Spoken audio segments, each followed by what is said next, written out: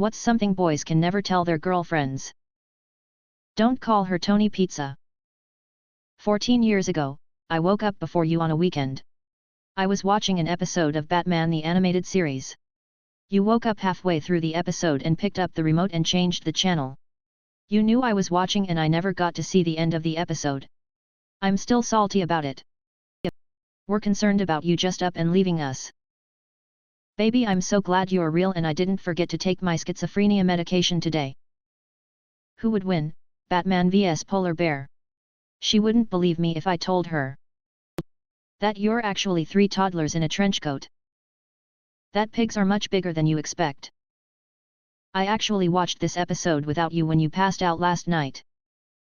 That when I think in bed it isn't about her when I'm silent. I'm trying to solve a riddle from a game or question something on a TV show. The guy she tells us not to worry about really worries us. Where I buried me treasure. The real answer to the question. What are you thinking about when he dozed off again? How much I actually spend on my hobbies. Edit, it's not like I lie, I just never disclose prices. I need space from her sometimes and it's not because she did something wrong. Edit, I'm not currently in a relationship, this was me to my previous partners. I've grown since then and now know better. I appreciate all of the advice though, thank you all. I want my hoodie back. What's stopping you from having an OnlyFans? You can never really take it back once it's out there. I'm a therapist and the last thing I would want is one of my clients to find it. I hate attention, and creeps/stalkers scare me.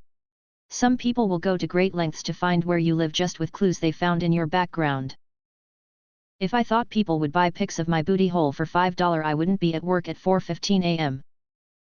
I hate marketing. So much. And marketing yourself doubly so. I'd be mortified if I were recognized in public and I feel like it would come to haunt me once I started job hunting. I had 2 female friends make an OnlyFans and they both regretted it and ended up deleting it. No one wants to see me naked. Hell, I don't even like seeing me naked. I don't think anyone wants to see me do a helicopter for money. The safety of it, the stigma and someone recognizing me and putting my life or career at risk. Just something about mixing sex with money and strangers doesn't seem safe to me. I'm too paranoid to put myself out there on the internet in a manner such as that. I teach. No one wants to hire a teacher if they know they have an OnlyFans. Edit, I am not hot or available. You don't need to send me DMS. No one wants to see it for free, why would they pay me for it? Sad face. It's too easy for blackmail material. What happens when some asshole threatens to send it to my family, friends, or workplace? Not worth the blatant weak spot. I've contemplated being like an OnlyFans dad. For $5 I'll shoot a video like you and supportive dad have dinner while I listen to your goals. You and dad go fishing, share some beers while we talk through some tubbles. Sort of stuff. What will make you instantly stop watching a movie or show and why? When the actors whisper the whole movie and you have to crank the volume to hear what's being said, but the soundtrack or some other miscellaneous noise starts blaring at a higher volume directly after. Love triangles out of nowhere in a 2nd or 3rd season to spice things up because studio writers are hacks and their idea of relationship drama is potential infidelity at all times. It's the most tired trope on the goddamn planet and the second I see it rear its head I dip right the hell out. When couples in a movie/show have a fight and one of them instantly goes to a friend and end up kissing her/him after talking for 5 minutes. I cringe so hard I turn it off and never watch it again. Shows where kids in high school talk like they are 30 years olds who have done everything, been everywhere, know it all and use a ridiculously flowery and extensive vocabulary in every conversation.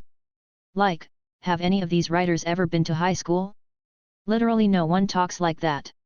Even worse is when, in addition to this, all the adults talk normal or are just plain stupid, like So Weird Parallel Universe. Fight scenes with a million visual cuts. Shows where a single polite conversation could fix everything. Annoying main character, especially if it's a kid. If I start asking the question why would anyone behave like this ever? And the only answer can be because the plot demands it.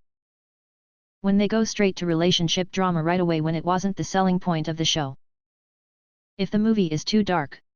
Not graphic, just literally dark.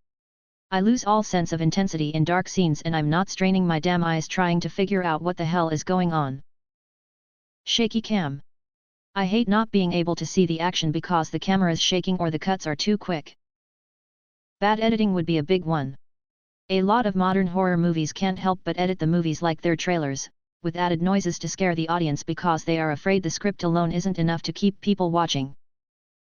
If they start using dialogue to explain the plot. Basically, any unnatural conversation that would never happen in real life. Substantial amounts of cringy teenage drama. Looking at You Resident Evil on Netflix, couldn't even finish the first episode.